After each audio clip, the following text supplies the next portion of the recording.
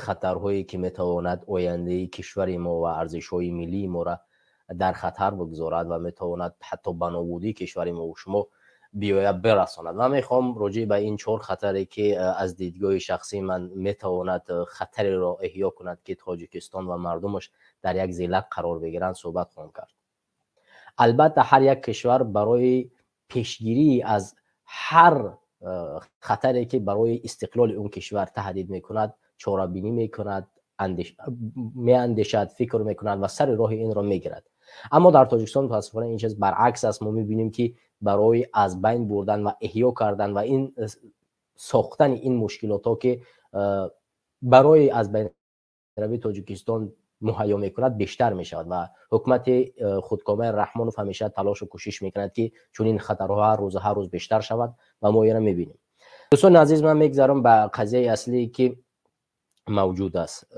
دوستان عزیز، ما میبینیم که طول چند سال اخیر در داخل وطن ما و شما بسیار مشکلات بزرگی موجود است. علاوه خصوص هر یک منطقه را حکومت رحمانوف با طرز خاص خودش وارد آن شد و اونها را چکار کرد؟ چنان ظلم کرد که بدبینی نسبت حاکمیت و نسبت استقلال تاجیکستان به میان آمد. شما ببینید رشت و بدخشان و هزارها منطقه خراسان و دیگر مناطقی که حکومت رحمانوف به مردم ظلم کرد و مردم در آن منطقه زیر تهدید قرار گرفتند و همین گونه تهدیدها در گذشته نشان داد که یک مناطق کشور چکار میکند؟ کوشش و تلاش میکند که از همین خیل حاکمیت جدا شود و به هر یک حاکمیتی که و هر یک سرزمین دیگه که از دیگر مناطق میآید با اون بپیوندد. و نمونه بدخشان در دوران امارت بخارا دقیق است که وقتی که ظلم امارت بخارا زیاد شده بود و مردم بدخشان به یک نامه به حکومت روسیه مراجعت کردند و اون زمان به حکومت روسیه پیوستند. دوستان عزیز، این قضیه الکی در تاجیکستان بازم دوباره به میان آمد. ما دیدیم که در غرم چیکار کردن، در خراسان چیکار کردن، در بدخشان سال 2012 چی کردن و امروز حکومت رحمانوف در بدخشان بدون یگان اندیشه تمام تلاش ها رو میکند که به مردم اونجا ظلم کند. وقتی که مردم بیشتر ظلم میشن، بدبینی نسبت حاکمیت پیدا میشود و مردم به آماده ای هستند که از همین خیل استقلال در دست بکشند و یک عدالت در یک مناطق دیگر وجود داشته باشد به او بپیوندند. حالا فرق نمی کند که این عدالت و در قرقیز ها باشد، این عدالت در طالب ها باشد، این عدالت در چین باشد، این عدالت در روسیه باشد و هر کشوری که باشد، اینها تلاش میکنند که زیر استقلال اون کشورها برن و از سر این ظلمی که در مناطق هست رها بیاوند. از این دیدگاه من فکر میکنم که ما و شما باید تمام تلاش ها را بکنیم که به مردم بفهمانیم که استقلالی که ما داریم یکی از ارزش های مهمی مردم تاجیکستان است و ما به تمام تلاش هایی که داریم این را باید دستگیری کنیم و بقپیم با دندان های خودمون و نگذاریم که این پراکنده شد. اگر هر لحظه ای که یک مناطق این پراکنده شد، دانسته بگیرید که مناطق دیگرش هم پراکنده می شود. و من خواهش میکنم که ما مردم تاجیکستان در چنین روزهای سخت در قطار در بری هر یک برادری که در اون منطقه ظلم رفته است ایستاد باشیم و نشان بدیم که اون منطقه تنها نیست و ما در کنار او هستیم. اگر مناطق کشور فهمیدن که مردم تاجیکستان با تمام هستی با این مردم هستند و این تنها یک اولاد است که ظلم میکند، در اون صورت شاید میتواند برای نابودی این حاکمیت، یعنی با حکومت دیکتاتوری رحمانوف ایستادگی کند و ظلم از بین ببرد و همین استقلالی که در داخل داریم ایرا چکار کنیم نگه داریم و در غیر صورت میتواند چکار کند استقلال از بین برده شود. خطر دوم این خطری است که ما و شما میبینیم در مرز قرقیزستان. قرقیزستان علاقه چندین هواپیماهای به سرنشین از ترکیه خرید و علاقه در هفته گذشته به نام به اصطلاح ماشین های تیگر، یعنی زیاده از 50 ماشین تیگر به سرزمین مرزی که با تاجیکستان مرز است با اینجا روان کرد و تمام آمادگیش را میگیرد برای یک حمله بزرگ به اون سرزمین، به اون منطقه‌ای که اونا فکر میکنن از خود اوناست. اگر ما از دیدگاه قرقیزها نظر کنیم که کدام منطقه را اونها از خود میدونن، اونها نه تنها چارکوه و واروخ اونجا را، بلکه اونها مرغاب هم منطقه خود میشمارن. از این دیدگاه اونها میتوانند مرغاب، جرگتال و این طریق واروخ و چارکوه و این مناطق کلا چکار کنن، زیر دست خود بگیرن. حکومت رحمانوف برای پیشگیری از این خطر هیچ کاری را نمی کند. مثلا ببینید ساختمان هایی که در سال گذشته از جانب قرقیزها حمله صورت گرفت و آتش گرفتن، تا حال همین ساختمان ها این طول یک سال می شود تا حال کار نکردن، ساخته نشدن دوباره. و حکومت رحمان برای برقرار کردن خانه های مردم، سرزمین مردم و ضررهایی که مردم دیدن هیچ کوشش نمیکنند. برعکس کسانی که در اونجا بودن بیشتری از آنها مورد تهدید قرار گرفتن و چندش هم بودن زندان کرده شدن. کسانی که سر و صدا بلند کردن، کسانی که خواستن خانه های اونها ساخته شود، ضررهای اونها پرداخت کرده بشود. و این گونه به اهمیتی و این گونه تهدیدها از طرف حکومت تاجیکستان باعث میگردد که همون مناطق مرزی که از ما هست اونها میتواند میل پیدا کنند پیوستن به دیگه حکومت را. حکومت قرقیزستان هم همین را میخواهد که چکار کند، تمامی تلاشش را میکند که مردم اونجا از حکومت رحمان رو بیزاری بجویند و با ما نزدیک شوند و هر زمانی که ما حمله کردیم با ما مشکلات ایجاد نکنند. این مردم است که میتواند سر راه چنین یک حملات بگیرد و از این دیدگاه حکومت رحمان رو برای پیشگیری این خطر کاری را انجام نمیدهد. ما در روند برنامه میتوانیم بیشتر با برادرانی که میخواهند پیوست شوند راجع این موضوع صحبت کنیم. اما این حال من میخوام راجع این قضیه کوتاه‌تر صحبت کنم و بعدا مفصل‌تر میگردیم، بعدا با صحبت میکنیم و نوارها و یا اینکه معلوماتی که موجود است اونها رو به سمت شما میرسونیم. دوستان عزیز، خطر دیگر این چین است. دوستان عزیز، از سال 2012 وقتی که قرض ما بیشتر شد و شما میدونید که چین یک هدف خیلی بزرگی دارد. هدف چین کلا وارد نظامی شدن به یک کشور نیست. هیچ وقت چین از طریق نظامی وارد یک کشور نمی شود و چین همیشه تلاش و کوشش میکند که تمام منابعهای زمینی که در اون کشورها موجود است، راههای اقتصادی که در اون کشور موجود است، اونها را ضبط کرده بگیرد و از این طریق اون حاکمیت اون کشور را وابسته خود کند و اون استقلال کشور را تحت نظارت خودش بدارد. شما میبینید امروز بیشتری از اقتصادهای کشورهای آسیای مرکزی به چین وابستگی خیلی سخت دارند و حتی افریقایی هم که امروز متاسفانه کلا تمامی منابع زمینیشان در دست چین هست و چین بدون چین هیچ کاری انجام دادن نمیتونند. و همین طریق تاجیکستان ما و شما هم بسیاری مناطقش علاقه بیشتر منابعهای زمینیش علاقه دست چین قرار گرفتن و اون کانیتیلایی که در نزدیکترین کمی قبلتر به چین داده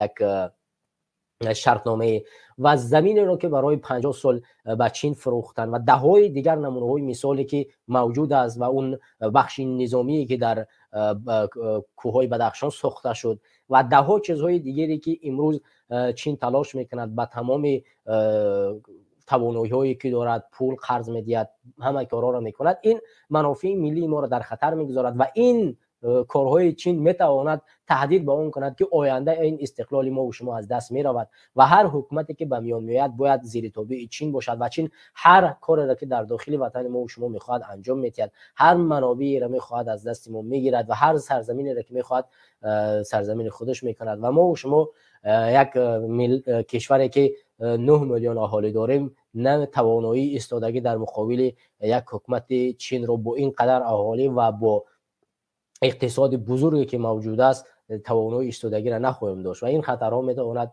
ما و شما را تهدید بزرگ بکند. دوستان عزیز، خطر دیگر این خطر روسیه است که روسیه یک برنامه خیلی بزرگی در تاجیکستان و در کشورهای آسیای مرکزی دارد و همین حمله روسیه به اوکراین یکی از خیلی هدفهای مشخص کرمل برای مردم تاجیکستان باید واضح و روشن کرد و نشان هم داد که روسیه واقعا در پی تلاش احیا کردن همون کشور شوروی هست و تلاش میکند که تمام سرزمین هایی که در اون مناطق بودن در شوروی بودن سرزمین خود بشمارد و اون سرزمین را دوباره بر بگرداند.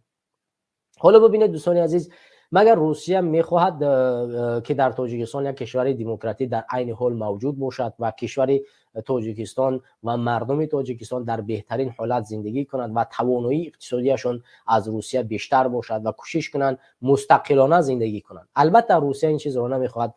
برای روسیه، برای منافع ملی روسیه این واقعا ضررآور است و روسیه اگر دنبال چنین یک هدفی می بود هیچ وقت یک حاکمیت را در تاجیکستان طول 30 سال نگاه نمی‌داشت. شما میدونیم که حکومت رحمانوف طول 30 سال می شود در سر حاکمیت ما و شما قرار دارد و یگان جای حمل و نقلش نیست و هیچ جای پنهانیش هم نیست که رحمانوف دست فشرده آنهاست و هر چیزی که آنها میخواهند رحمانوف اون رو انجام میدهد. حالا ببینید روسیه به اوکراین حمله کرد و تلاش کرد که دوباره اون سرزمین را به طور سرزمینی که به گفت خودش موجودن یعنی غیر نظامی کند و اون را بسپارد به دست مردم خودش، در حالی که حکومت روسیه حکومت اوکراین یک حکومت مردمی بود. وقتی که وارد اون شد در مقابل مردم اوکراین قرار گرفت. وقتی که حکومت مردمی هست در مقابل اون مردم تو قرار میگیره وقتی که وارد اون کشور میشه. از این دیدگاه حکومت روسیه در تاجیکستان چون یک کاری را نمیخواهد که آینده اگر حمله صورت گرفت، اگر حکومت تاجیکستان هم تصمیم گرفت که وارد اون برنامه‌ای که حکومت روسیه میخواهد انجام بدهد وارد اون شود، مردم ایستادگی کنند. چون این یک مردم برای حکومت‌های بزرگ، برای حکومت‌هایی که هدف بزرگ دارن نیاز نیست، چون اونها چون این یک انسان‌ها و مردم بیدار رو نمیخوان. هرگز برای اونها مردم بیدار نیاز نیست، حکومت مستقل نیاز نیست. برای اونها همون دستگذاشته خودشان، همون کسی نیاز است که حل از ای خاص با اونها وارد.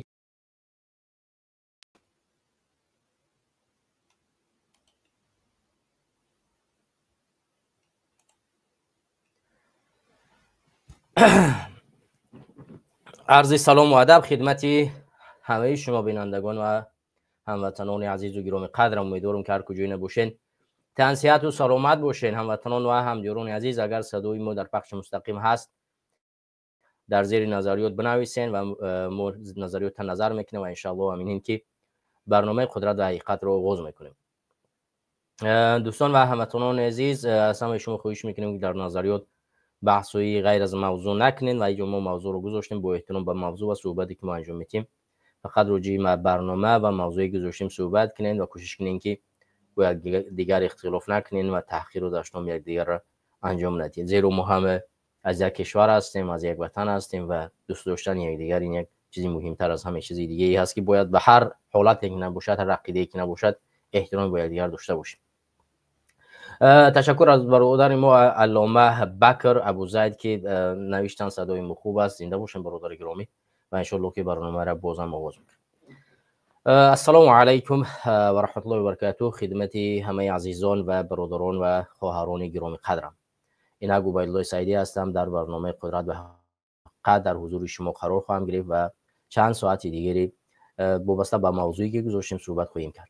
همدیران و هموطنان عزیز، برکه ما در روزی قرار داریم که چند روزی پیش در تاجیکستان مردم عید سعید فطر را جشن گرفتند بعد از یک ماه روزه‌داری و ما بازم یک بار دیگر از پخش مستقیم در برنامه قدرت و حقیقت تمام مسلمانان جهان و از جمله مسلمانان تاجیکستان رو به عید سعید فطر بار دیگر تبریک و تهنیت میگم. پروردگار طاعت عبادت شما را قبول بکنه و روزه‌داری شما رو به درگاهش قبول بکنه. همدیران و هموطنان عزیز، ما امروز در برنامه قدرت و حقیقت 3 موضوع را گذاشتیم و راجع به این 3 موضوع صحبت میکنیم. پیش از آن که به این 3 موضوع برگردیم و یک اخبار کوتاه، 2 اخبار کوتاهی است که بسیار یک حرف کوتاهی نسبت اینو خواهیم زد و بعد برمیگردیم به موضوع دیگری که موجودند. موضوع اولی که ما صحبت میکنیم برادران و هموطنان عزیز و گرامی، این وابسته به همین نقطه ای است که یعنی سرکوب دین مبین اسلام از جانب حاکمیت تاجیکستان، که این وابسته به همین تبریکات عید رمضان ما هم هست و که ما در تبریکات عید رمضان خود این نقطات ظلمی در تاجیکستان رو اشاره کردیم که محدودیت ها نسبت دین مبین اسلام و پیروان آن در تاجیکستان جاری شده است و وابسته به همین ما بسیار بارها نامه نوشتیم، بارها تلاش کردیم، در بخش مستقیم ذکر کردیم. از جمله یک صدایی از جانب امریکا برآمد و یک تشکیلات معروف امریکایی چند روزی پیش به حکومت ترامپ پیشنهاد کرد که باید به اشخاص مشخصی که به دینداران در تاجیکستان ظلم و ستم میکنن، از جمله کارمندان کمیته دولت امنیتی ملی تاجیکستان، باید تحریم ها یا اینکه به اصطلاح روسی سانکسیه جوری کرده شود. این یک کاری است که بسیار ما استقبال میکنیم و باید هم چنین حالت موجود باشد. باید هم تحریم ها نسبت اشخاصی که واقعا به دینداران در تاجیکستان ظلم میکنن و نمیگذارن که هر کسی هر عقیده‌ای دارن از اون عقیده‌اش پیروی کند، بسیار کار مثبت است که یک تعداد انسان ها حتما به اون نتیجه میان میرسن که ظلمی بیشتر به این ملت متاسفانه به این جایی را میرساند که دیگر شما سفر کردن آزاد نمیتوانید، شما از تاجیکستان بیرون برآمدن نمیتونید و هر جایی که شما از تاجیکستان بیرون برآمدید مورد تعقیب و تحقیر قرار میگیرید. همینطور که شما در مقابل ملت بارها ظلم کردید، پس مطمئن باشید که روزی میشود که شما هم در همون لیستای تحریم کننده ها جوری میشوید، وارد میشوید و وابسته به این نسبت شما عملهای از جانب کشورهای برقرار گرفته میشه. همدیاران و هموطنان عزیز، حرفی موضوع دیگر، یعنی نقطه دیگری که من ذکر میکنم برمیگردیم به موضوع دیگر، این متاسفانه زندان شدنی اشخاص معروف تاجیکستان از جمله شاکر جان حکیموف و خواهرزاده او شکرانه حکیموف و این دو نفر و بیشتر شهرهای معروفی که به بهانه تبدلات اونها را دستگیر کردن، امروز باید دادگاه آنها، دادگاه عالی آنها برگزار کرده میشد و در دادگاه باید حکم آنها دیده میشد. ما یادآور میشیم که در گذشته بیشتر این اشخاص ها به حکم های طولانی از جانب دادگاه روانه زندان کرده شده بودند، ولی اونها شکایتی کساسانی کردن و شکایت اونها باید امروز از جانب دادگاه دیده میشد و وقتی که اینا وارد تالار دادگاه میشوند، یعنی که در همون سیزا یا در همون اداره موقتی پلیس همین دادگاه برگزار کرده می شود، وکیلان اونها فقط اجازه ورود رو دارند ولی دیگر نزدیکان، پیوندان، طرفداران و هیچ اشخاص واردی این دادگاه شدن را نداشتند و بالاخره بعد از یک یعنی وقتی کوتاه این دادگاه برگزار کرده نشد، زیرا دادرسا نتوانستند به معرفه دادگاهی بیایند و این باعث گشت که این معرفه سودی برگزار کردن نشود. این خبری کوتاهی بود که وابسته به این نقطه ما برای شما رسوندیم. همدیاران و هموطنان عزیز و گرامی قدرم، ما برمیگردیم به موضوعی که ما در اینجا ذکر کردیم. موضوع اول این موضوع انتقال قدرت به امام علی رحمانوف و پسرش رستم امام علی می باشد و ما در این موضوع یک صحبت خواهیم کرد و زیرا در رسانه رادیو آزادی یک معلوماتی نشر شد که از جانب یک سازمان بانفوذ این نکته اشاره کرده شد که امام علی رحمانوف آماده می شود تا پسرش رو در قدرت در جای خودش بگذارد و حکومت رو به دست او بسپارد و اون این سازمان چندین نکته را اشاره کرد که من همه اونها را ذکر نمی کنم، ولی ما برمیگردیم به همین نکته ای که ما در بخش مستقیم اخیری که امام علی رحمانوف به فدراسیون روسیه سفر کرده بود به این نکات ذکر کرده بودیم. شما می توانید دوستان، خیلی عذر میپرسم که من کمک باد خوردم و وابسته به گلون گرفته است و بنیم همین مشکلی که شما میبینید من مشکل داره، خیلی عذر میپرسم ولی تو قدری توانایی در بخش مستقیم در حضور شما قرار میگیریم. دوستان و هموطنان عزیز و گرامی، ما در بخش مستقیم گذشته، ما اگر بخش مستقیم ما را نگاه کنید وابسته به سفر امام علی رحمانوف و نقاطی که امام علی رحمانوف یک آمادگی قوی میگیرد برای عوض کردن قدرت و او را به دست پسرش سپاریدن و اجازت گرفتن از ارباب اصلی اش که روسیه، که از ارباب های حکومت دیکتاتوری مالی رحمانوف است و وابسته به همین ما صحبت کردیم و به همین خاطر شما میتونید اون برنامه را ببینید و باز هم این سازمان وقتی این چیز رو ذکر کردن ما خواستیم چندین نکات دیگر رو در اینجا ذکر کنیم و یادآور شویم به اشخاصی که در این حکومت هستند و ظلم میکنن نسبت مردم.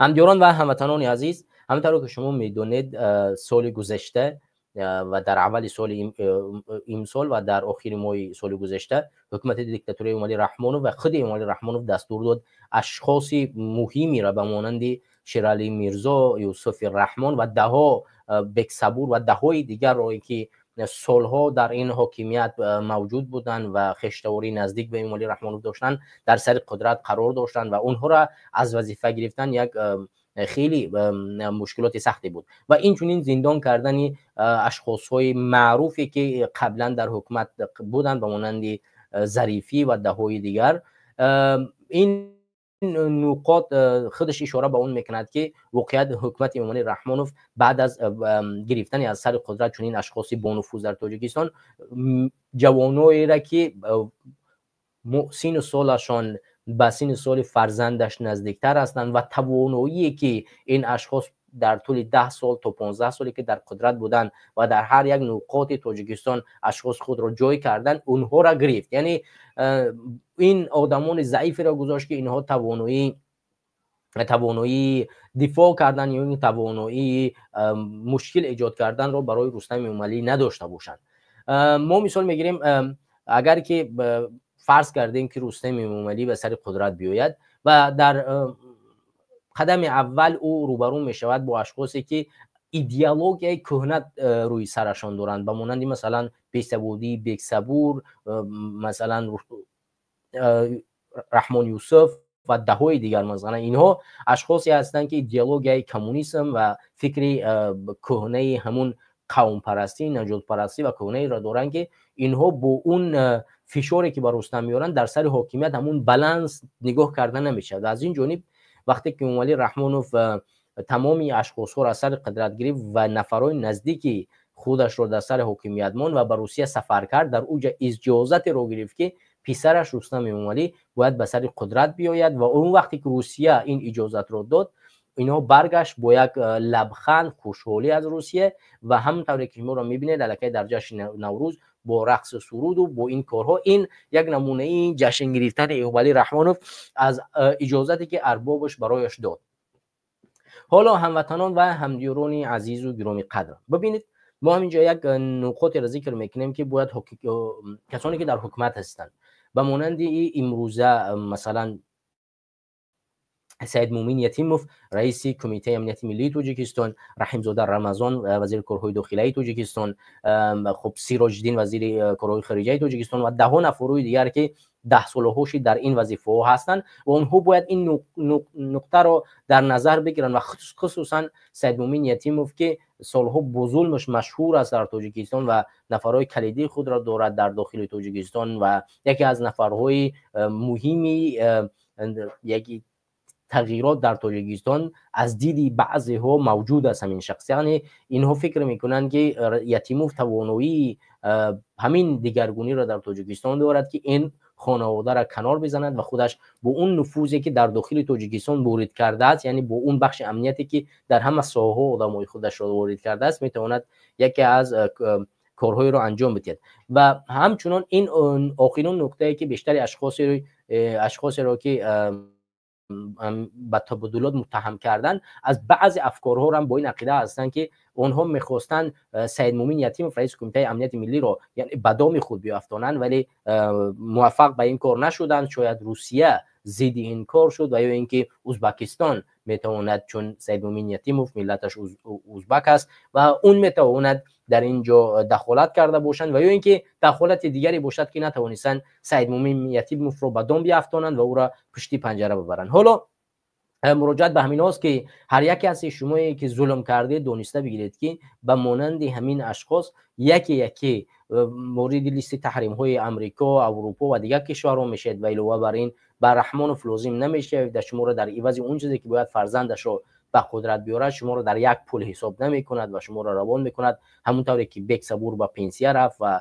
از وظیفه برکنار کرده شد، نابود کرده شد، نگاه کرده نشد به اونی که و دیگر خسروش از دامادش است، نمیفهمم فلان بسمدان است، فرزندش دامادش است، به هر صورت او را روان کرد به همون جای لازمه و شما را با این سرنوشت گرفتار میشوید و مطمئن باشید که روز میشود که شما در نزد این ملت جوابگو خواهید بود، نه تنها رحمان بلکه شما، چون شما امروز توانایی اون چیزی را دارید که به این ملت خدمت کنید و ظلم نکنید، به خاطر خانواده رحمانوف کارهای را انجام ندهید که آینده شما و فرزندان شما برای این کاری که انجام میدید در مقابل ملت، در مقابل این کشور با جوابگری کشیده نشوید.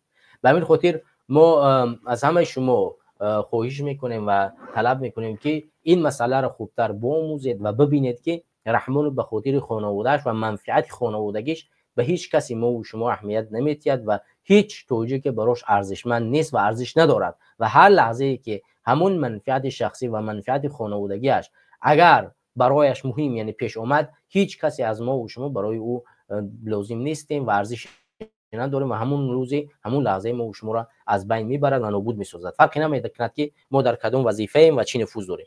و همین خاطر این نکات رو خیلی اهمیت بدید و فکر کنید و مطمئن باشید که روز شما را نزدیک آمده است و مخصوصا رمضان رحیم زاده، سید مومن یتیموف و دیگر اشخاص با نفوذی که امروز توانایی حد امکان کمی خدمت کردن رو به این ملت داره، 10 سال خود در سر همین قدرت وظیفه رو گرفتید و باید به این ملت خدمت کنید، نه اینه که ماها و سالها شد که این ملت رو ظلم و ستم میکنید. همدیاران و هموطنان عزیز و گرامی قدرم، ما اینجا از رادیوی آزادی همین مسئله تبدل مسئله انتخابات یک برکناری تمام وزیرایی که با رحمانوف نزدیک بودن از رادیوی آزادی برای شما پیشکش میکنه و ببینیم که این سازمانی با نفوذ رو وابسته به همین مسئله چی نکته رو ذکر کرد و شما مطمئنم که یک معلومات خیلی مفیدی هست و برای هم کارکنان حکومت که بدانند که روز می شود که رحمانوف فرار میکند و اونها هم که در نزد قانون جوابگر می شوند، چون رحمانوف ارباب دارد و اربابش مثل که بشار اسد رو دزدیدن بردن به نموندنش بجنگد، دزدیدن بردنش به روسیه، همون طریق ارباب اینها را از بین میبرد و میموند همون اشخاصی که در داخل وطن به پناهگاه میمونند، بمونند یتیموف، رمضان رحیم زاده، سراجدین و دههای دیگر، یوسف رحمان و دههای دیگر. مطمئن باشید که اون روز می شود که شما در نزد قانون جواب میگویید و هیچ راه گریزی ندارید و شما اید که تمام داراییتون گرفته می شود به دولت برگردانیده می شود تا آخران هم خودتان، هم فرزندانتان، هم تمام اولاد اجدادتان متهم در نزد این ملت باقی میمونند که روزه شما در این قدرت بودید و چاپلوسگرایی و ظلم و ستم رو به این ملت روا دیدید و هیچ وقت آبرو، شأن، شرف در پیش این ملت نخواهید داشت. مطمئن باشید که این ملت این روزها را که در این قدر ستم، در این قدر ظلم زندگی کرده است فراموش نمیکند و شما را حتما به جوابگری میکشد و شما حتما در حالت پستی و ذلت قرار میگیرند. شما حتما در پیش این ملت جوابگو میشوید. فرزندان شما در پیش این ملت سرشان را برداشتن نمیتوانند. حتما فرزندان شما در مهاجرت و در غریبی و در ذلت میمونند و هر لحظه که یک تاجیک را دیدن شرمسار و غمگین سرشان رو بالا کردن نمیتوانند. مطمئن باشید که اون روز فرا میرسد، اون روز فرا میرسد و همه این ظلم و ستم شما از سر شما، از سر فرزندان شما، از سر نبره‌های شما کشیده و گرفته می شود. مطمئن باشید که یتیموف که فهمیدن میدونند که این از کدام اولاد است و از کدام پشت پناه است و این به این ملت، به این کشور و به این دین و به این فرهنگ و به این ارزش‌های ما چه خیانت کرده است و چه ظلمی کرده است و این روزها مطمئن باشید که برمیگرده به سر شما. حالا در سر قدرت این مسائل ها را ببینید و این مسائل را بیاموزید که فردای دل نیست. همونطوری که یک بزرگوار را پرسیدن که چه چیزی را تغییر میدید در سن 75-85 سالگی، گفت که رفتن عمر را. اگر من در جوانی میفهمیدم که عمر من اینقدر تیز میگذرد، من هیچ وقت این اشتباهی را که عین حال کردم نمیکنم. یعنی عمر یک مثل دریایی است که اصلا قپیده اش نمیشود، یا چشم رو میپوشینی چشم دیگه میرازه. وقتی که پیغمبر نوح علیه السلام را وقتی پرسیدن که در 950 سال عمرت چی دیدی در دنیا، گفت که از این در بر آمدم، از در دیگه، از این در آمدم، از در دیگر بر آمدم. پس مطمئن باشید که این عمر شما خیلی ساده و با آسانی میگذرد، ولی روزی میشود که این ملت از شما نه در این دنیا و نه در آخرت راضی نمیشود و شما را در این دنیا در غضبشان گرفتار میکنند و در قیامت هم نیز از شما چیکار میکنند؟ پاسخ میخواهند و از خداوند از شما شکایت میکنند که شما کسانی بودید که نگذاشتید مردم تاجیکستان دین خود را، ارزش‌های خود را نگاه کنند، اطاعت کنند، خدای خود را بپرورند و شما بودید که سر راهی چنین پیشروی و مردم تاجیکستان را در ذلت قرار دادید. مطمئن باشید که این روزها برمیگردد. پس به خاطر خدا و به خاطر این ملت برگردید و کاری کنید که این ملت سرنوشتش را به دست خودش بگیرد و خدمت به این ملت را فراهم بسازید. مطمئن باشید که روزی میشود که اگر شما امروز برگشتید و این ملت رو دستش رو گرفتین، این ملت دست شما رو میگیرد. اگر امروز شما توانایی را دارید که همین ملت رو خدمت بکنید، مطمئن باشید که فردا هر یک این خدمت‌های شما چیکار میکند؟ برگ میگردد برای شما، هم در قیامت هم در این دنیا. شما مطمئن باشید که اگر امروز توانایی اون چیز دارید که همین ظالم، همین خانواده را از سر این ملت دور کنید، مطمئن باشید که این ملت شما را در آسمان میبردارد که شما از ظلم از سر این ملت مظلوم تاجیکستان دور کردید. مطمئن باشید که شما شرفمند میشوید اگر این کار کردید. شما در ذلت قرار نمیگیرید. پس بایدم که امروز توانایی را دارید، قدرت را دارید، باید به این ملت خدمت کنید. خب برمیگردیم به این مسئله که در رادیو آزادی نشر شد. همدیگران و هموطنان عزیز، همونطور که شما میبینید در روی اکران شما، یک سازمان غربی گفته است که رئیس جمهوری تاجیکستان امامعلی رحمانوف در پی فراهم کردن شرایط مساعد برای انتقال قدرت به پسرش رستم امامعلی است.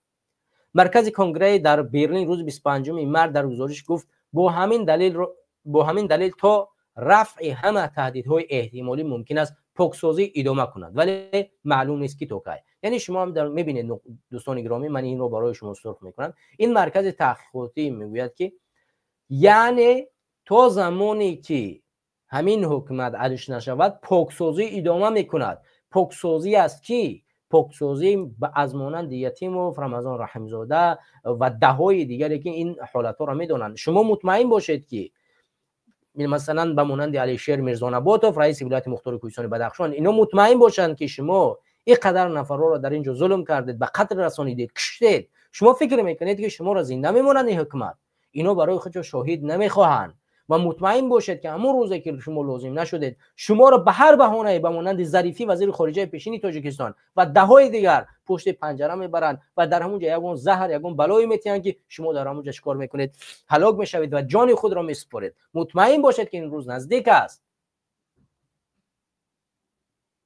شما را شاید امروز مشاوری فلان نقطه بمونه، شما را امروز برند به مثل رئیس دادگاه عالی تاجیکستان که عین حال معاون پارلمانش موندن، شما را میتونن در یک وظیفه موقتی میمونن و بعدا میبینی که رنگ ظریفی و رنگ دیگر نفرایی که بسیار چاپلوس این حکومت هم بودن در یک مدت کوتاه نسبت شما یک پرونده جنایی باز میکنن و با هزار بهانه میبرن شما را زندان میکنن. این پاکسازی ادامه دارد و ادامه میکند و شما را میبرن پشت پنجره و در اونجا به خاطر شهادت ندادنتان چیکار میکنن؟ زندان میکنن.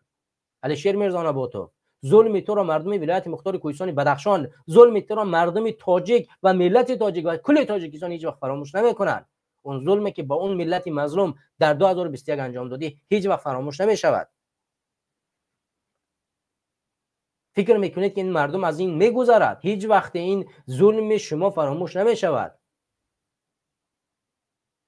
پس مطمئن باشید که رحمانوف خودش شما را به هر بهانه از این بین میبرد و نابود میسازد. هیچ وقت برای شما ارزش قائل نمیشود، چون میداند که شما فردا شهادت میدهید. به خاطر شهادت ندادن، به خاطر همین نقاط را آشکار نکردن، شما را میبرن زندان میکنن و در زندان چیکارتون میکنن؟ میکشنتون.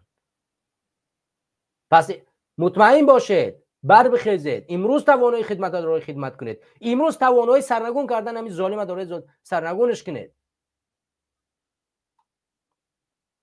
خب احتمال قدرت از رئیس جمهور امامعلی رحمانوف و رستم امامعلی شهردار دوشنبه و رئیس مجلس ملی چند سال باز مطرح است. هر دوی آنها در زمینه هیچگاه اظهار نظر نکردند. خیرالدین عثمانزاده رئیس مرکز تحقیقاتی استراتژی، یک اداره وابسته از ریاست جمهوری تاجیکستان، در ماه ایول سال 2024 سر و صدا را در این مورد بپایه خوانده بود. گالیا ابراهیمووا، پژوهشگر مرکز کنگره در برلین جوان کردن اعضای مجلس نمایندگان دیگرگون در نهادهای دولتی، عوضشوی راهبران حزب‌های سیاسی، زندان کردن بعضی از شخصیت‌های معروف از جمله خبرنگاران، سیاستمداران و منصبداران پیشین را از جمله چاره‌های رئیس جمهوری تاجیکستان برای انتقال قدرت دانست. شما این نقطه رو خیلی اهمیت بدید. یعنی یک پژوهشگر در این نقطه چه میگه که جوان کردن حاکمیت مجلس نمایندگان، یعنی ما سه شاخه حاکمیت داریم در تاجیکستان: حکومت، اجرایه و سودی. حالا قانونگذار که پارلمان است، الکی ما میبینیم که امسال پارلمان خیلی جوان کردن در انتخاباتی که گذشت، در سال گذشته در همین سال در ماه مارس اگر شما پارلمان چیکار کردن؟ تغییر دادن و جوان کردن. و همین چنان تمام این نمایندگان حزب‌های مخالف را با اسم مخالف، حزب‌های کیسگی که رحمانوف در گذشته اونها رو ساخته بود، رئیس اونها رو با بهانه گوناگون تا روزی که چاپلوسی اونها در کار بود، سید جعفر عثمانزاده رئیس حزب دموکراتی تاجیکستان، تا زمانی که این انسان همچون یک چابلوس و لگنبردار این حکومت لازم بود، ماند در وظیفه و در یعنی خدمت کرد در حکومت امروزه و برای رحمان تعریف کرد. و در گذشته ما یادمون هست که در انتخابات گذشته گفت که ما شایسته نیستیم، شایسته پیشروی ملت و امال رحمانوف است. فرزند من آواز نداد، رفت در پیشروی ملت در امال رحمانوف آواز داد. این چاپلوسی تا این درجه را گذشته بود و امروز دیدیم که با چیکارش کردن، با 29 سال زندان محکومش کردن. فردا دقیق نیست که چیکارش میکنن، میبرن زندانش میکنن. و همین کسانی که امروز شما را آوردن در حزب‌های سیاسی گذاشتن و شما را رئیس در جای اینها گذاشتن تا شما با چاپلوسی را و فرزندان و نابیراگان امام رحمانوف ادامه بدید. مطمئن باشید که جای شما را همونطوری گفتیم که حضرت 9950 سال عمر دیدید و گفت از این در اومدم از در دیگر بر اومدم، و روز شما را نزدیک میآید و این ملت شما را به جوابگری میکشد. نه عثمان زاده چاپلوسی اش فراموش میشود، نه این اشخاصی که نه در حزب‌های سیاسی و اسم مخالف نام گذاشته شدن و رئیس گذاشته شدن، شما را اسم شما فراموش نمیشود. و علاوه بر این پژوهشگر مسئله زندان کردن شخصیت‌های معروف و زندان و مخصوصا مخالفان که شاکرجان حکیموف معاون رئیس حزب سوسیال دموکراتی تاجیکستان، یکی از پروفسورهای دانشمندان تاجیکی، توانایی او اداره کردن نه تنها تاجیکستان است بلکه جهان است و اون اشخاص را زندان کردن و نفرهای دیگر به مانند او خودش نشانه چی است؟ نشانه ای که میخواهد تمام انتقادها و هر چیزی که سری راهی حاکمیت رستم امالی را میگیرد از بین ببرد. پس مطمئنیم که این نقاطی است که ما و شما باید بلاش بیاندیشیم و هر کسی که وظیفه امروز در دست دارد باید بالای این نقاط بیاندیشد که او همچون یک چوبچه از جانب یک اولاد استفاده کرده می شود. نه به خاطر ملت خدمت میکند، نه به خاطر دولت خدمت میکند، بلکه به خاطر یک خانواده و کسی که این حاکمیت را غصب کرده است، اولادی که این حاکمیت را غصب کرده است و میخواد این حاکمیت را به فرزندش بدهد. جای سیاستمدارانی با تجربه را جوانان گرفتن که همسین وارثی آینده هستند. تغییرات کادری به اداره‌های قدرتی نیز دخل کرد که سالهای دراز با رحمانوف نه فقط در مبارزه با مخالفان رژیم مدد کردند بلکه شخصان صادق ولی ناسازگار نیز از بین بردند. یعنی همونطوری که ما در اول اشاره کردیم، اشخاصی به مانند رئیس دادگاه عالی تاجیکستان، به مانند داستان کل تاجیکستان یوسف رحمان، به مانند دیگر وزیرانی که بک صبور و دههای دیگر از قدرت برده شدند. پس اینها دیگر برای این حاکمیت لازم نیستند، برای این رحمانوف دیگر لازم نیستند. چرا؟ چون باید جوان بکناند و فرزندش را به سر قدرت بیارد.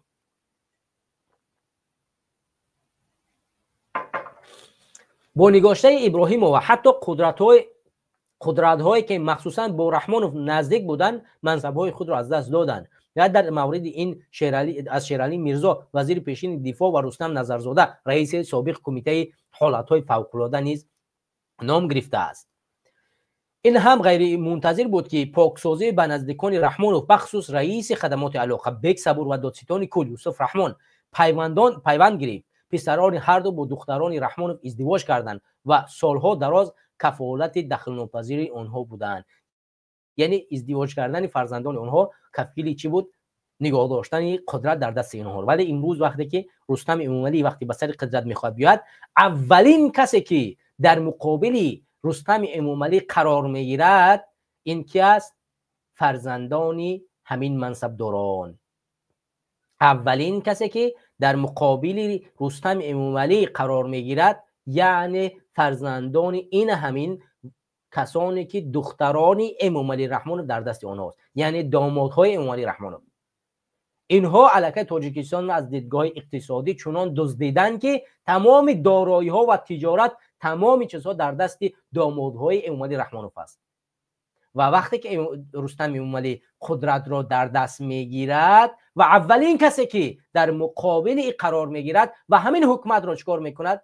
میخواهد از بین ببرد، همین دامادهای اموملی رحمانوف میباشند. دامادهای اموملی رحمانوف با رستم اموملی درگیر میشن و به خاطر همین است که اولین نقطه باید اموملی رحمانوف دامادهای خود را از وظیفه چیکار کند؟ برکنار کند. و در صورت برکنار نکردن دامادهای خود و ضعیف نکردن حاکمیت، این دو با هم چیکار میکنن؟ در مقابل یکدیگر قرار میگیرن و تاجیکستان رو به خون اولادی تبدیل میکنن و این اولاد به اولاد دیگر میجنگد و در همین حالت ملت تاجیک و مردم تاجیکستان زیر ظلم و ستم و کشتار این گونه اشخاصی باطن و به حق چیکار میکنند؟ قرار میگیرد. برای همین وقتی که ما میگیم که نزدیکترین آدمان رحمانوف از سر قدرت گرفته شدن، اینها کیا هستند؟ اشخاصی که به رحمانوف نزدیکی داشتن، خویش و تباری داشتن و ارتباط زیج داشتن و اینها در تاجیکستان از هر راه دزدی و غارت و نزدیکان خود را در حاکمیت و در ساحه تجارت نگاه داشتن تا اینه که تمامی حاکمیت را چکار کنن؟ به دست خود بگیرن. همون نقطه مشهوره که اگر میخواهی یک حکومت را اداره کنی، اول اقتصادی او را باید زیر دست بگیری. یعنی این نقطه ای است که زیادی دانشمندان به این نقطه و به این نظر چی هستند. یعنی وقتی که اقتصاد را در دست گرفتی، یک حاکمیت کاملا چکار میکنی؟ اداره میکنی. پس حالا حاکمیت ادارهش در دست کی است؟ در دست دامادهای اموملی رحمانوف. تمام دارایی این ملت، سرمایه این ملت امروز در دست خانواده کی است؟ نزدیکان اموملی رحمانوف، دامادهاش. 7 دختر اژدهار دارد که این 7 اژدهار با شوهرهای خود و اولادهای خود چکار کردن؟ تمامی حاکمیت را غصب کردن و دارن خود را در ساحه اقتصاد جلوه میتین و میدرخشن و میبینیم که هر روز میلیاردها و میلیاردها به حساب آنها چکار میکند؟ میدراید. حتی ما یادمون نمیرود که در سال 2014 یک از دامادهای همین در شهری نو بازارچه، حتی یک بازارچه خورده را که از یک صاحبگار ملکی بود چکار کردن؟ همین تجارت را، همین بازار را گرفتن. ما فراموش نمیکنیم که عمر علی قوتوف یک تاجر موفقه که راه حرکت سیاسی گروه 24 را تشکیل کرد.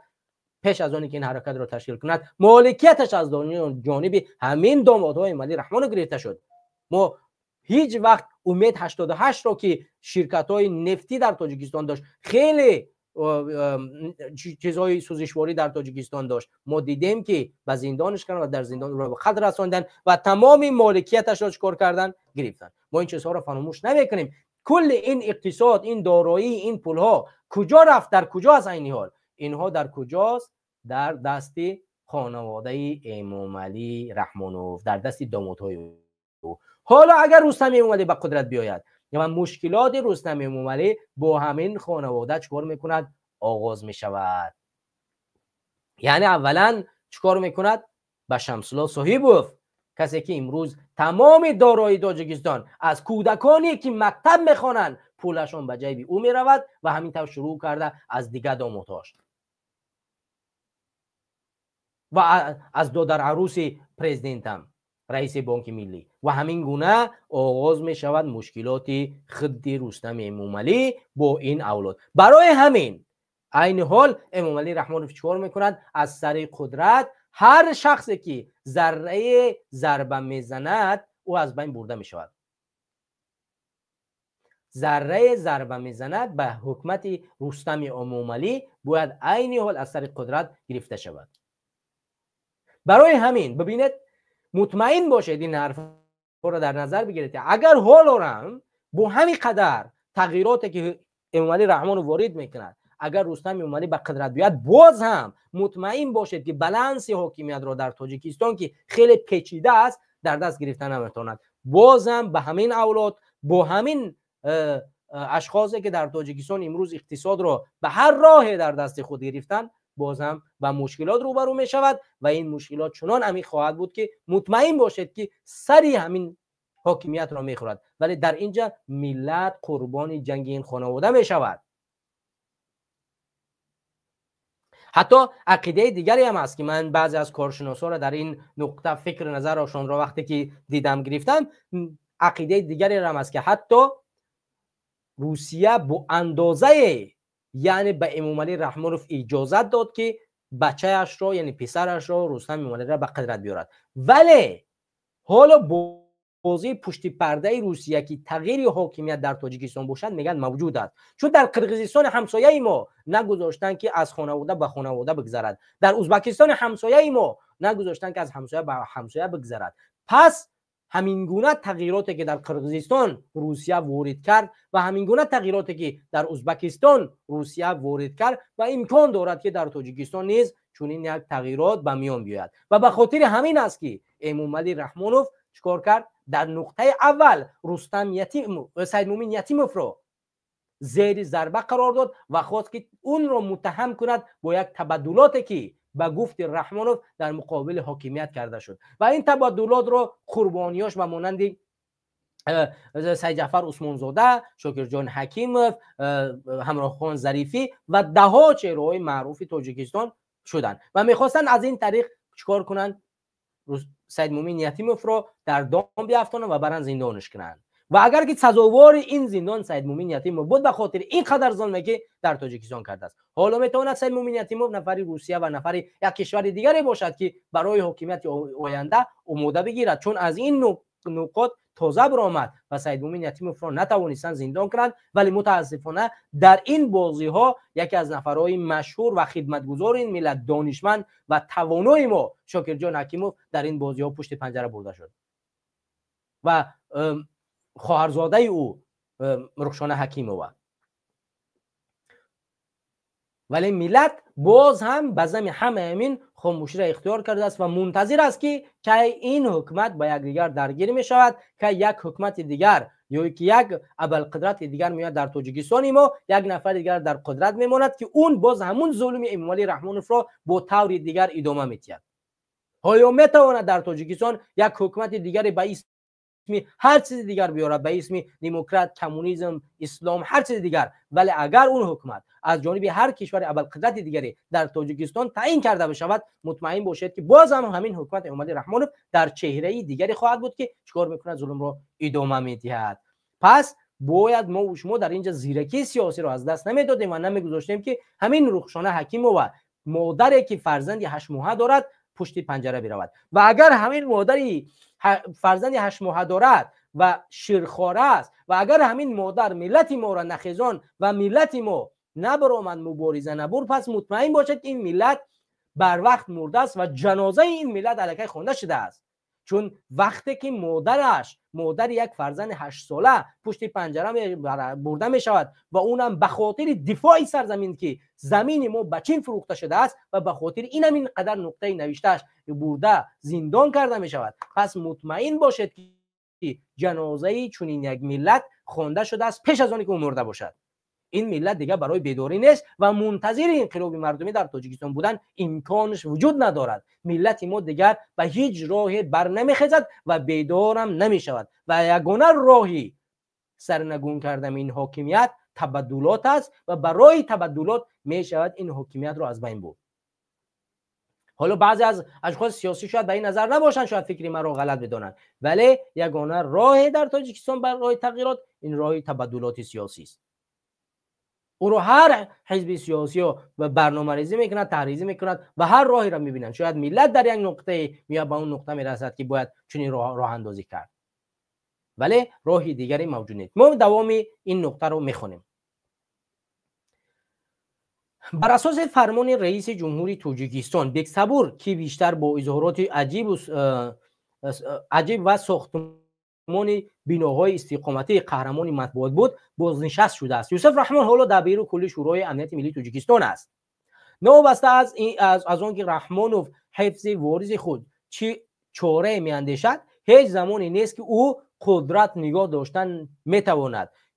ببینید هیچ زمانتی نیست که او قدرت را نگاه داشتن میتواند. در نظام سیاسی تاجیکستان اختلاف‌های زیادن و آمادگی برای انتقاد قدرت بیشتر آنها را شدت میبخشد. این پژوهشگرم این نکته را که من عین حال در مورد که به همین نکته اشاره کردن. خب در این دوامش دیگر در عموم در مسئله فرزندان امامعلی رحمانوف ذکر کرده شده است که این مسئله را ما دیگر دامن نمیزنیم و همونطوری که شما همگان میدونید امامعلی رحمانوف 7 دختر دارد که این 7 دختر الکی 7 ریشه حاکمیت و 7 شاخه اقتصادی دولت را و ملت تاجیک را در دست خود دارد و از این طریق 2 پسر دیگر دارد که این پسران نیز الکی شاخه‌های مشخصی حاکمیت را و اقتصادی را در دست خود گرفتن و از این طریق حاکمیت را چکار میکنن؟ میخورن، میدزدن و میبرن و ملت تاجیک در اینجا نگاه میکند و هیچ کاری را در اینجا انجام نمیده. همدیران و هموطنان عزیز، این موضوع اولی ما بود که ما در این موضوع صحبت کردیم. من تقریبا زیاده از 40 دقیقه میشه صحبت کنم، نمیخوام که موضوع ها طولانی تر شوند برای خاطر وگرنه گفتنی ها خیلی زیاد است. موضوع ها خیلی موضوع عمیق است و در این موضوع میشود برها صحبت کرد. حالا موضوعی را میگذاریم در ارتباط با همین موضوع است، یعنی اینها با هم ارتباط دارن، یعنی بخشیدنی 897 نفر در عرفه نوروز. حالا بیاید چند نکته را در اینجا در نظر بگیریم که در تاجیکستان نوروز در ماه شریف رمضان اومد، در حالی که مردم مسلمان تاجیکستان 99% همین به نزدیکی حکومت امامعلی رحمانوف یک بررسی و یک تحلیل گذرون که آمار بررسی همین حکومت نشان داد که تاجیکستان 99 از 10 چند درصدش مسلمان است. یعنی با گزارش همین خودی حکومت آمار همین نشان میدهد. حالا آمارهای جهانی نشان میدهد 97%، ولی آمار رسمی حکومت امامعلی رحمانوف خودش نشان میدهد که 99 از چند درصد همین مردم مسلمان است. حالا در عرفه نوروز مردم رو بخشید و نه در عرفه مثلا عید سعید فطر. این یک نقطه، یک طرفی پهلوش که ارزش ها رو در نظر نمیگیرد. باید اگر که در اینجا برابری موجود باشد، باید در عرفه نوروز مادران، در عرفه سال عید فطر مادران رو و کودکان رو میبخشید و در عرفه نوروز و دیگه اشخاصی رو، تو اینه که برابری در مابین ملت دیده میشید. ولی امامعلی رحمانوف در اینجا همون بغض خود رو نشان داد و در عرفه نوروز گویا 897 نفر رو در اینجا چکار کرد؟ گناهایشان رو بخشید. حالا نقطه اصلی اینجاست که این 897 نفر کیها هستند؟ چرا 897 نفر بخشیده شدند و در مابین آنها اشخاص معین مشخصی که در تاجیکستان معروف باشد موجود نیست؟ مثلا مثال میزنیم، هزارها زندانیان سیاسی بخشیده نشدند، روزنامه نگاران بخشیده نشدند، خبرنگاران و روزنامه نگاران بخشیده، حقوقدانها بخشیده نشدند. پس کیها در آزاد کرده میشوند؟ وقتی که حکومت میخواهد در عرفه نوروز، عید سعید فطر، استقلالیت و دههای دیگر یک امیتسیا یا که زلطها امیتسیا برگزار کند و نفرها را ببخشد، چگونه اون اشخاص فقط باید کسایی باشند که با گناه دزدی، با گناه قتل، با گناه فساد بخشیده میشوند؟ حتی در همین مابین 897 نفر منصبدارایی که با گناه فساد زندان کرده شدن یا تعدادش آزاد کرده شد. پس وقتی که برای این ملت خیانت کردی، دزدی کردی، قتل کردی و فساد گرفتی، تو آزاد میشوی. اما اشخاصی که چکار کردن؟ به این ملت خدمت کردن. دلیر امامعلی، روزنامه‌نگار مشهور تاجیکستان، عبدالله غربتی، روزنامه‌نگار مشهور تاجیکستان، ذوقبک سید امینی، پیر محمد زاده عبدالستار و شخصان خیلی زیادی هستند که میشه از روزنامه‌نگاران اسم بود. این اشخاص نه بخشیده شدن و نه سالشون کم کرده شد نه آزاد کرده شدن. اینها چه کار کرده بودند؟ شما یک بار به کانال یوتیوبی دلیر امام علی صفحه بزنین، شما اسم او را بنویسین و نورهای او را تماشا کنین و ببینید که این نفر فقط به در خانه کم بزاعت میرفت، به در خانه وزارت خانه میرفت و به در اداره دولتی و اداره های امنیتی میرفت و از اونها مصاحبه میگیرید و میخواست که این ملت سرفراز باشد، این ملت آبروش بلند باشد، این ملت وظیفه‌دارهایش رو و کسانی که قدرت دادن سر دست گرفتن وظیفه و خادم این مردم شدن جوابگوی این ملت باشند و خدمت این ملت رو کنند. ولی چیکار کردن؟ به عوض اونی که او رو ببخشن او را زندان کردن. حالا سبب اونی که چه اینها را نببخشن چی است؟ اولین نقطه اینی است که طرفداری و چاپلوسی از رحمانوف نکردن و اشخاصی را که ما آزاد شویشون دیدیم با پرچم های امام علی رحمانوف، یعنی صورت امام علی رحمانوف، پیشوای ملت تشکر، شما رو یک دزد، یک آدمکش، هر چیزی میگه اون به خاطری که باز برای همون دزدی آدمکشیش رو بکند. ولی این فرزندان اصیل سرزمین من و تو به مانند زید سیدوف، مقصود ابراهیموف، بزرگمیر دیارو و دههای دیگر چکار کردن؟ همون امضای ذلت که من گناه ندارم، یعنی جرم رو به عهده نگرفتن، بهتانی که نسبت چون زدن اونها رو به عهده نگرفتن، بردن چکار کردن؟ نبخشیدن شد. و کسانی که گفتن ما گناهگاریم، ما ایخیم تریم، اونها رو بردن چکار کردن؟ آزاد کردن.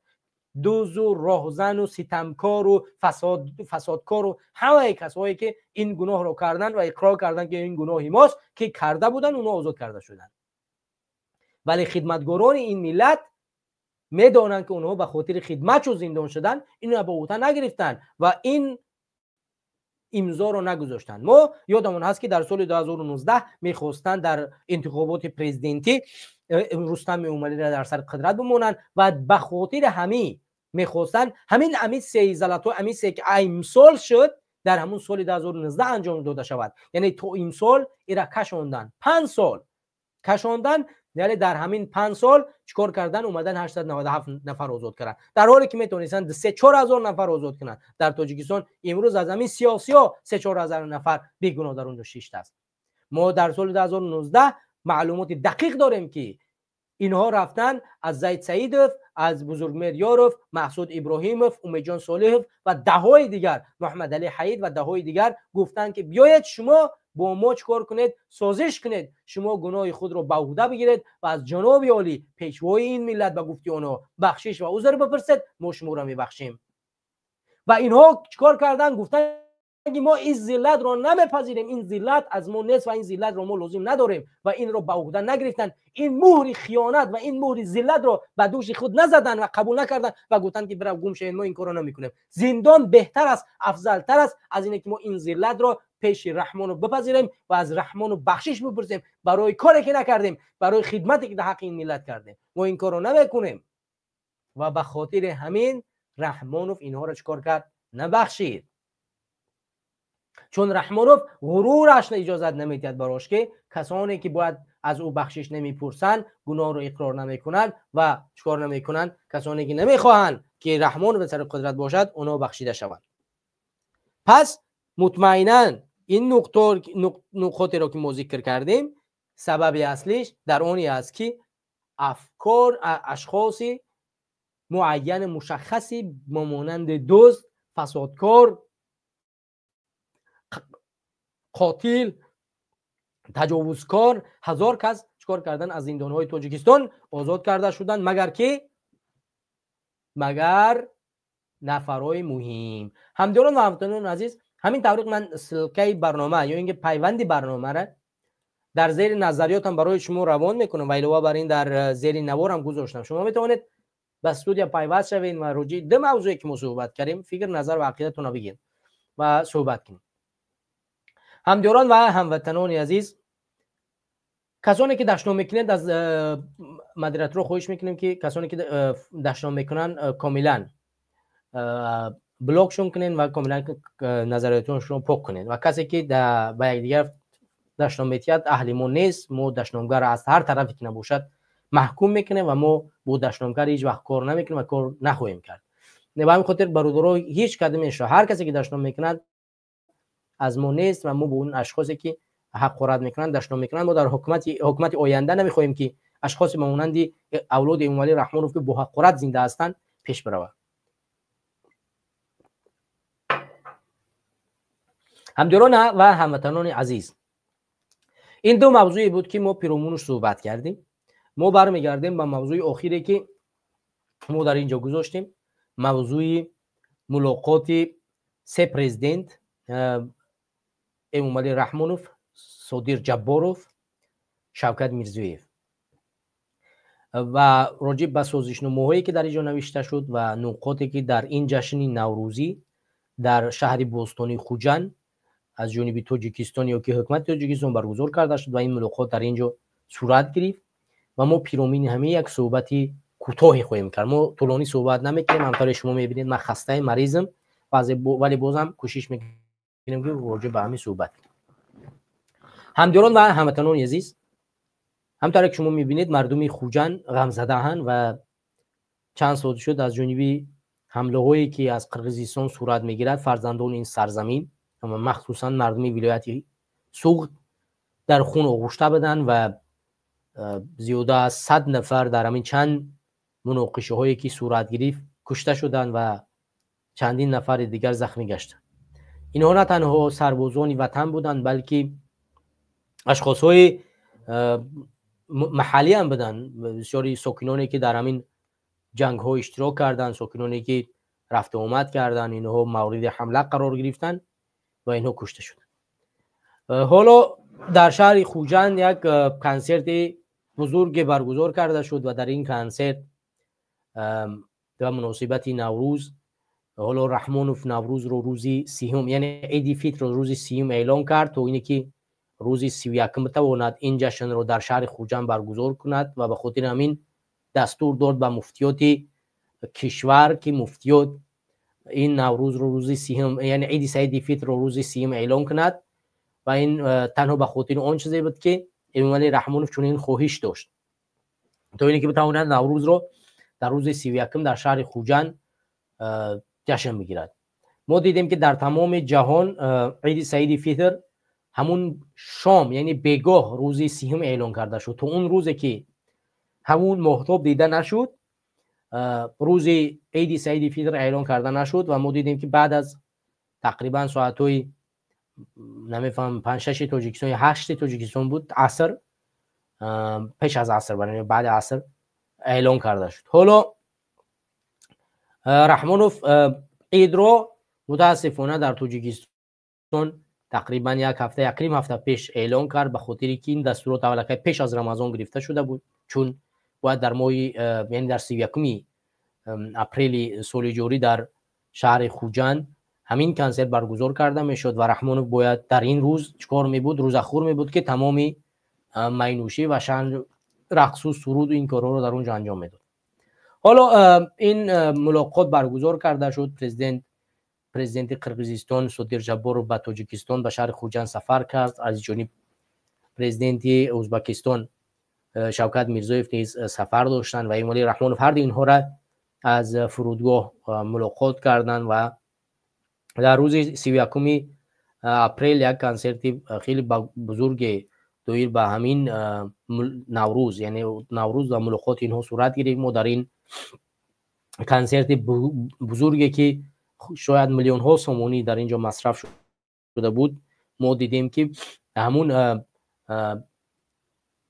نفرانی رو که از مکتب ها آوردن برای رقصیدن و کنسرت های بزرگ برگزار کردن و سلیود های خیلی زیاده که در اونها برگرفته از پرچم تاجیکستان و پرچم قرقیزستان و پرچم ازبکستان و علاوه بر این خریطه تاجیکستان و خریطه ازبکستان و خریطه قرقیزستان و عکس های پرزیدنت ها و چون این حالت های خیلی زیاده را نشان دادن که این میلیون ها پول در اونجا مصرف کرده شد، در حالی که ملت ما مظلوم ترین ملت آسیای مرکزی است که اقتصادش به نابودی رفته ایستاده است و قرقیزستان ما میدونیم که 3 برابر یا 4 برابر اقتصادی زیادتر جدا میکند به ساحه نظامی در عوض اونه که ما میکنیم. قرقیزستان 200 چند میلیون و ما 60 چند میلیون، یعنی تقریبا زیاده از 3 برابر قرقیزستان در این ساحه جدا میکند و هر روز بهبودهای گوناگون و ماشین‌های زنجیری گوناگون و دیگر تکنیک‌های وزبینی رو خریداری میکنن و برای آموده باشی و برای حفظ سرزمین خودشان کوشش میکنن. ولی در عوض تاجیکستان ما میبینیم که فقط به خاطر رقص و سرود و تشکیل کردن ظاهرنمایی این کارا رو انجام میدن. و ما بازم در این روز نوروز که بسیار واهمه کردن که در این روز میتواند مشکلات های خیلی زیادی آسیای مرکزی حل کرده شد، ولی خدا رو شکر که حالا یک امضای بین سه کشور انجام شد و با تمام مشکلات های مرزی خاتمه داده شد و این چیز یک راهی مثبتی هست و فکری پرزیدنت قرقیزستان نیز موردی تایید قرار میگیرد که او باز هم دوباره در همین ملاقات تایید کرد که باید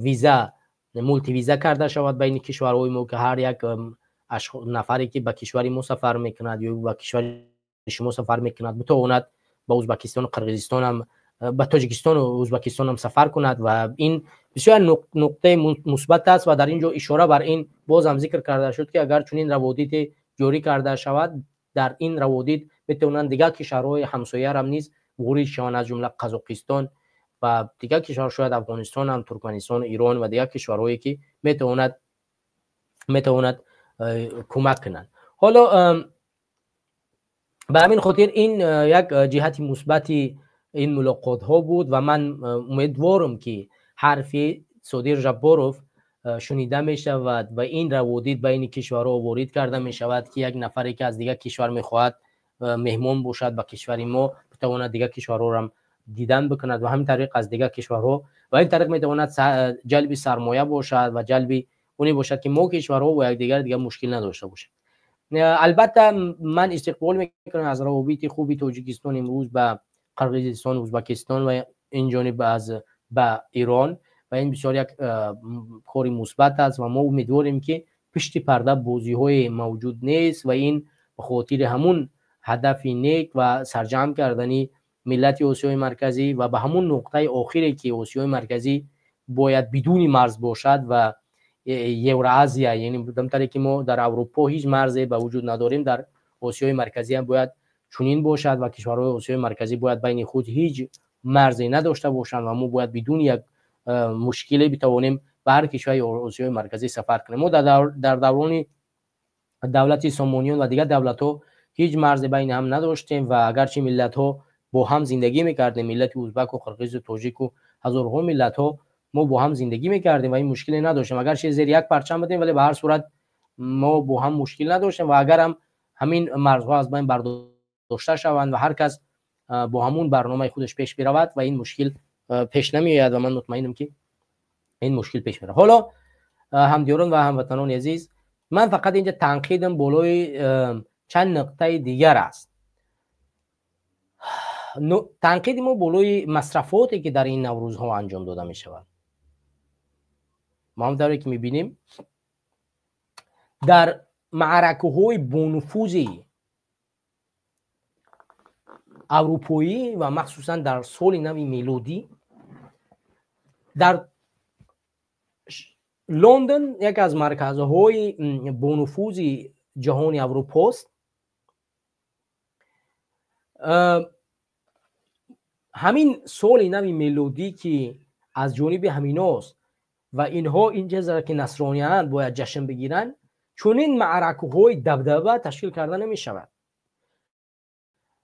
و فقط در مرکز لندن یک معرکه سلیوتی که نیم ساعت دوام میکند، نه اینه که در تاجیکستان دو ساعت دوام کرد، نیم ساعت دوام میکند و اونم تمام چیپته ها به خاطر دیدنی همون فروخته می شود، نه اینه که مردم به پول اونجا میآیند و به خاطر همون سلیوت را دیدن مردم چیکار میکنن؟ تمام پول ها را مصرف میکنن، از تمام جهان میآیند فقط به خاطر چی؟ به خاطر اون همون چیز را در اونجا دیدن. اونها میلیون پول چیکار میکنن؟ از اونجا برای اقتصاد کشور خودشون میگیرن. پس وقتی که ما میخواهیم در یک موضوع یک نقطه را ذکر بکنیم یا یک کار انجام بدیم، باید اولین نقطه ببینیم که این چه فایده میرساند به این ملت. این قدر پول را که ما مصرف کردیم چند خانواده تاجیکستان را میتوانست کمک بکند. به خاطر خوشحال کردن یک پرزیدنت دیگر نباید ما با چنین کارها رو راه بتیم. چرا قرقیزستان چنین مصرف رو انجام نمیتید؟ چون اونها حساب حساب دارن.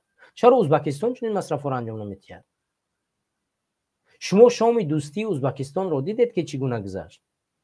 با این دبدبه‌ای که در تاجیکستان انجام داده شد، با این دبدبه در ازبکستان نگذشت بعد از آنی که روادیدها بین هم برداشته شدند. مرشیروف که در اوج، رحمانوف در همین صحبت‌های سالینوی، تبریکات سالینویش بود اگر اشتباه نکنم، در همین سال و سال گذشته هم در جشن نوروز بسیار تنقید کرد که دیگر همین مرشیروف که کاملا از بین برداشته شود. ولی ما دیدیم که در شهر خوجند و در دوشنبه مرشیروف که به اوج است. آخه تا کی به دروغ همین حکومت و همین کشور رو شما پیش میبرید؟ این گونه نمیشود اداره کرد.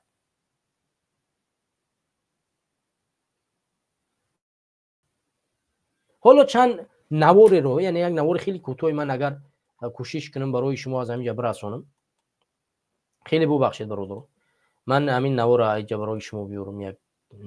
یک لحظه برادران و هموطنان عزیز، تو زمانی که من نوار از اینجا برای شما میارم خواهش میکنم از همه شما که برادر چرا فراموش نکنید لایک موندن و پتیلیز کردن رو فراموش نکنید، شریک بسازید برنامه ما رو و بیننده ما امروز نه اونقدر خوب است. از شما خواهش میکنیم که کوشش کنید برنامه رو دستگیر کنید، لایک از زیادتر بمونید و اگر که بتونید در جای دیگر رو میره شریک بسازید، پتیلیز کنید، بسیار خوب میشه تا اینکه بتونیم بیننده بیشتری داشته باشیم. خب یه لحظه که من یه پیشه که اینطور کنم که اینطور باشد که ما را بلوگ نکنن، چون تلویزیون های دولتی است و امکان دارد که خب همونطور که شما میبینید همدیاران و هموطنان عزیز، این از تلویزیون تاجیکستان است و ما را به سمت شما این حال میرسونیم. خب ما دوستان زیاد نمیمونیم اینجا که شما ببینید، خیلی کم، چون نیاز نیست که من این نوار کاملا 2 ساعت از برای شما بمونم. فقط چند مصرف کاریایی که در اینجا انجام داده می شود، همین مصرف کاری ها رو برای شما نشان بدیم کافی است. خب این همطور که شما میبینید این سالیوتو و این خیلی ببخشید دوستان، من باید کاری کنم که همین نمیفهم تلویزیونی رسمی دولتی چرا رکلام میموند، از اینترنت پول میخواهد کار کند. تلویزیون دولتیشون این طور باشن که خدا با اون تلویزیونای چیشون چی نام دارم، تلویزیونایی که خصوصی ان اونوش کم میکره باشه. بیا که بریم دیگه. نوروز مبارک با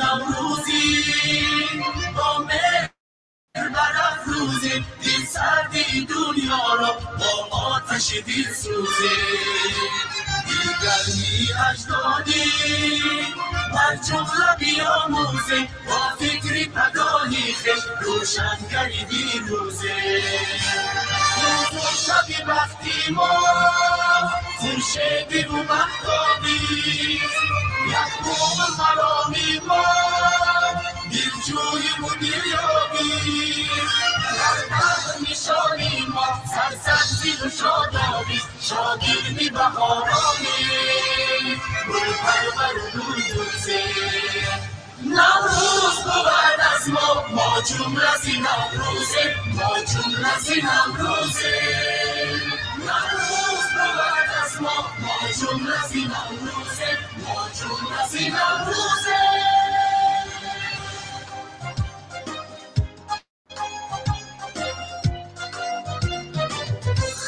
های دولتی، شکوه دولتی جوان، و تاجیکان و کرگزان، و تاجیکان و ازبکان، و تاجیکان و کرگزان، و تاجیکان و ازبکان، و دست یک دیگر بیهد شد از دست قدرتش، پرد کبوتران ما و کرگزان و ازبکان.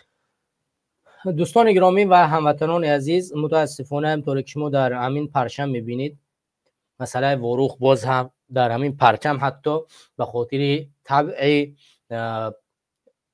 جبار رو خیره نکردن یک اندازه همچون یک انقلاب نشان داده شده است، ولی متاسفانه چیزی که تا حال مردم همون منطقه یعنی از ترس ناراضگی نمیکنن، ولی حال هم جزئیات معین مشخص نیست که همین مسئله تا کجا خودش یافته است و وروخ در دست کی است. و دست یک دیگر بیهد شد از دست قدرتش، پرد کبوتران ما و کرگزان و ازبکان، خریده های دولتی، شکوه دولتی جهان.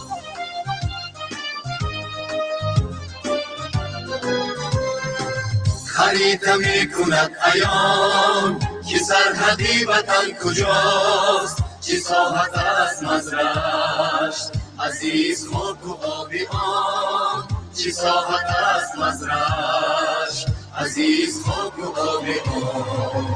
کنون که سرحدی همه کشاده شد چو قلب ما، ترانه های دوستی ترنم به هر زبان.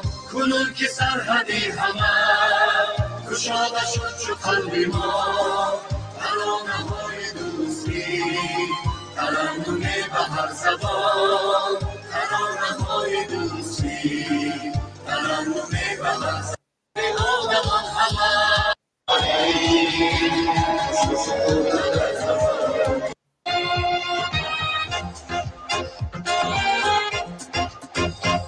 دوستی سرزمینی ما، دوستی سرزمینی ما، مکان دوستی مهربانان میکن ازبک قرغیز. حالا دوستان گرامی و هموطنان عزیز، دیگر دوام نوا را نمیمونیم و همطور که شما دیدید هر این بعد از این دیگر سالیوت های خیلی زیادی می شود. خب یک قسمت چه بمونیم همین سالیوت های اخیر شد، ولی متاسفانه چیزی نیست که برای دیدن باشه. در عموم من اصلا خشم نمیاد چنین مصرف هایی که به حد زیاد انجام داده می شود. اصلا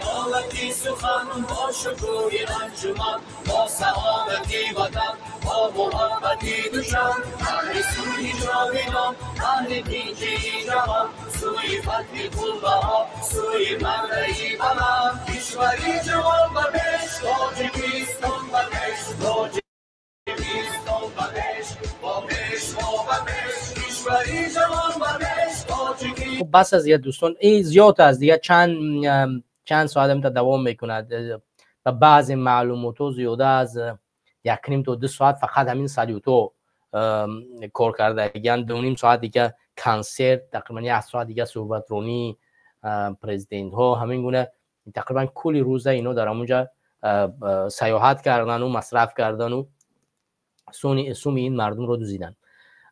متاسفانه و همدیران و هموطنان عزیز، همونطوری که ما گفتیم این حکومت فقط در پی مصرف و نابود ساختن اقتصاد و نابود ساختن آبروی این ملت است و اگر ما بگیم که او قدر ما دارویی داریم که ما میتوانیم از سرزمین خود دفاع کنیم، پس بس ما میتوانیم که چنین کارا رو انجام بدیم، ولی ما متاسفانه اونم نداریم و در عوض نداشتن همه این مشکلات ها باز چیکار میکنیم؟ اومدیم از حکومت دیکتاتور امامعلی رحمان و استقبال میکنیم و میگیم که بیا مصرفش کنیم، پولی نداشته ما را بر بسپار. در حالی که متاسفانه این حکومت این کشور رو تا اون درجه آورده رسانده است که ضعفترین کشور از هر دیدگاه در آسیای مرکزی است، از دیدگاه اقتصادی، از دیدگاه نظامی، از دیدگاه فرهنگی، از دیدگاه علم و دانش و از دیدگاه آبرو و عزت.